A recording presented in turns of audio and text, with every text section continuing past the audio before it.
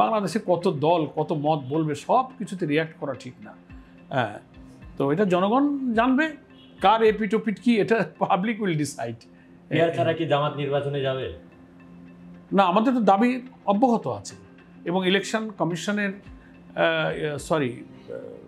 ঐক্যমত্য কমিশনের আলোচনা এবং সিদ্ধান্ত গ্রহণের সুবিধার জন্য আলোচনার দরজা তো শেষ হয়ে যায়নি, তারা টাইমও এক মাস এক্সটেন্ড করেছে। আমরা সুপারিশ দিয়েছি, দেখা যাক। আমাদের একটা কমন আইডিয়াটা তো অ্যাকসেপ্ট হয়ে গেছে, এখন আমরা দাবি করতে যাচ্ছি, দাবি আমাদের অব্যাহত থাকবে।